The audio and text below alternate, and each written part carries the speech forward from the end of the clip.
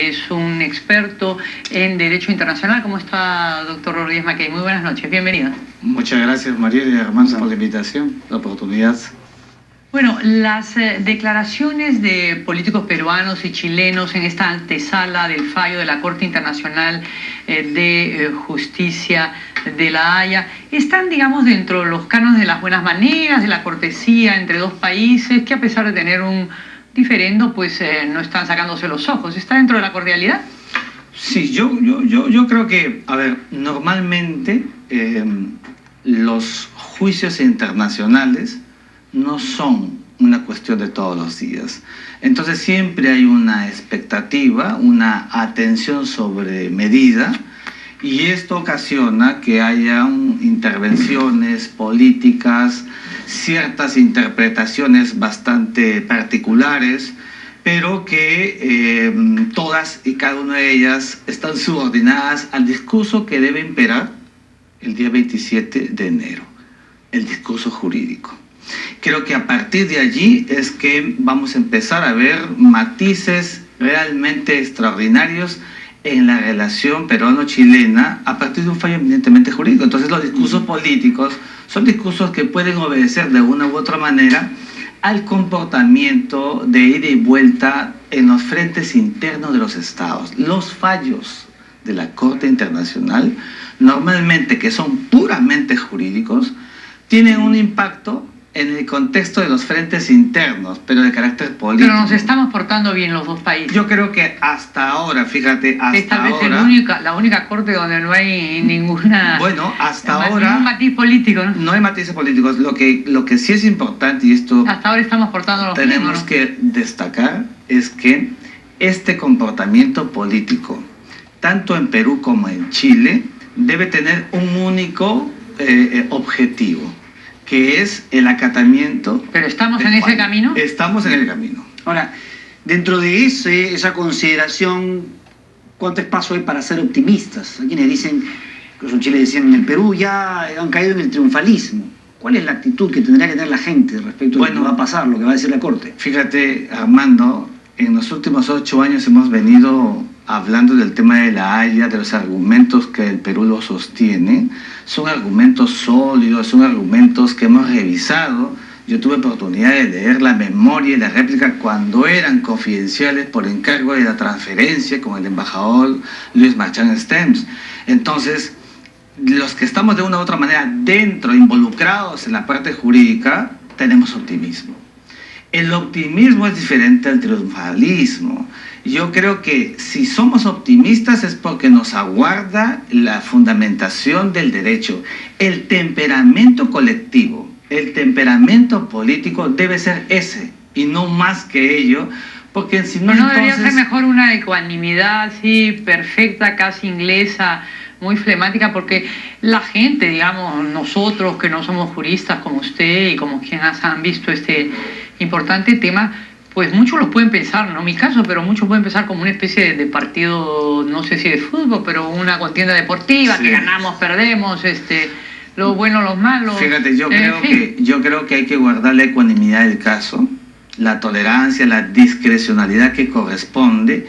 Es un fallo histórico, es innegable que podamos irnos más allá de ese entronque jurídico, pero necesitamos los peruanos y también en Chile sopesar que este fallo tiene que constituir un punto central en la relación bilateral de más de 190 años entre Perú y Chile, que tiene que dar paso a sacarse un peso de encima de los dos países. Ahora, el ambiente político en el Perú no está pues tan armonioso ni tan unitario. Tenemos serias polémicas y grandes diferencias. En Chile, mire, no está pasando una cosa similar. Bueno, entonces ese es el otro discurso político. El discurso político en torno de La Haya es unívoco. Todos estamos arreglo seguido con el argumento peruano que se sostiene para que la Corte falle y emita un juicio de acuerdo a derecho.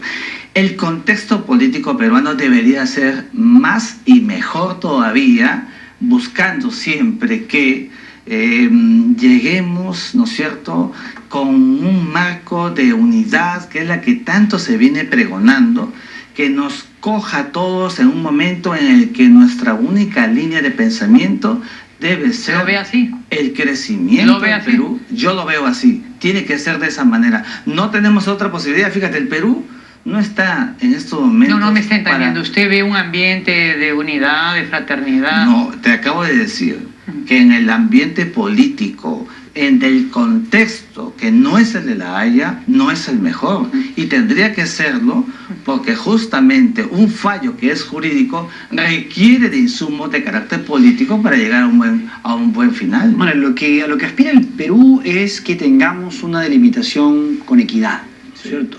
Y claro, y es lo que quiere del fallo. Pero equidad, ¿qué significa en un fallo? ¿Que estemos 1-1? ¿Que Fíjate. Perú gane todo lo que ha pedido? Fíjate, fíjate, tu pregunta es extraordinaria. La equidad en el derecho internacional significa, para que la gente nos entienda, que cada uno obtenga lo que le corresponde. No lo que a cada uno hay que darle para contentarlo. A eso se llama la equidad infra legem, que está dentro de la norma interpretativa, que son los instrumentos de Lo salomónico, 1952. como dicen algunos. No, lo salomónico es fuera de la norma. Equitativo. Es lo que se llama la equidad ex aequo et bono, que está fuera de la norma y que además las partes la piden. Perú ni Chile le han pedido Pero la Corte de la dígame, equidad. ¿la equidad es lo mismo que equidistancia, no? No, la equidad es un principio, la equidistancia es un método para ese principio. O sea, Pueden no darnos la equidistancia solicitada y ser un fallo equitativo. sí, claro.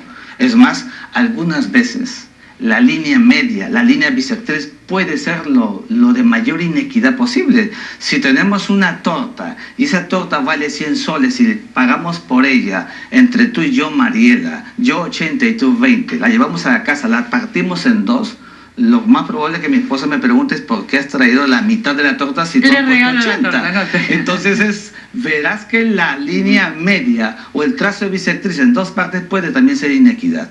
En el caso de Perú con Chile, por la naturaleza de la costa peruano-chilena, y de acuerdo a la jurisprudencia internacional, hay que reiterar el caso de la jurisprudencia internacional, que es el acto creativo del derecho internacional por los jueces, por la naturaleza de las costas de Perú y Chile, la equidad con el método de la línea media sería lo más adecuado de acuerdo a otros precedentes que tenemos en el Ahora, y hay otra forma de pensar, por ejemplo, si es que al Perú le dan el triángulo externo, pero la línea equidistante que reclaman, digamos, no la conseguimos, ¿es un fallo con equidad? ¿No es una combinación que puede ser interesante para el Perú, no? Fíjate, tu pregunta es precisa. No, en primer lugar no, y te voy a decir por qué, pues esto es importante que la gente lo conozca. El triángulo externo, el Perú no le pide a la Corte nada. No está pidiendo decisiones porque el triángulo externo es plenitud de soberanía nacional. Lo que el Perú le pide a la Corte sobre ese triángulo es el reconocimiento de un título que tiene sobre un espacio que bajo el principio de tierra domina el mar.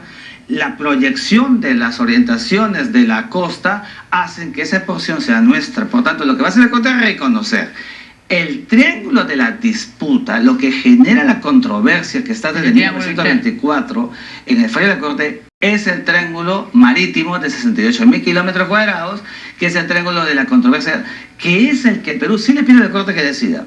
Entonces, es allí donde nosotros vamos a sopesar la naturaleza de lo que tú podemos denominar esto que es equidad o no es equidad. Ahora, ¿usted diría que peor no vamos a poder estar?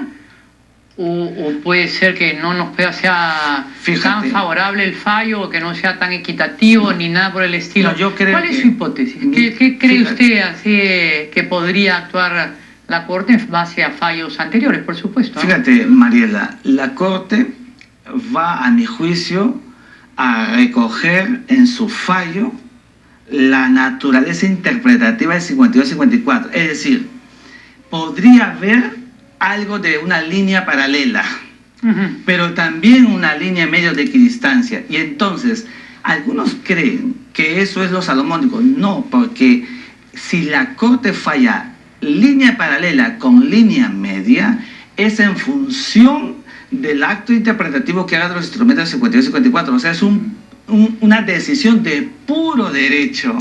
Y yo creo que la Corte orientará su fallo de tal manera que tanto Perú como Chile, otra vez, obtengan lo que les corresponde. De conformidad, la Corte se va a traspolar al año 1952-54. Habrán algunos descontentos, ¿no crees? Bueno, fíjate, siempre en un fallo, Mariela, supone, yo le digo a mis alumnos mucho esto, la teoría del riesgo. Y entonces, no siempre los fallos son para satisfacer a todos. No hay un fallo de naturaleza absoluta. Ahora, la parte que ahora viene es la parte de la llamada implementación. Sí. Sobre eso, por ejemplo, el presidente Piñera ha dicho que esto es algo que se tiene que hacer en plazos razonables. El ex canciller García Belaúnde ha ido un poco también en la misma línea.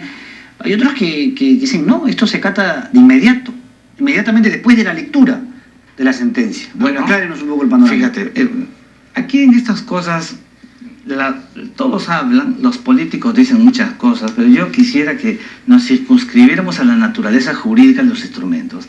¿Qué dice el Estatuto de la Corte y qué dice el Reglamento de la Corte?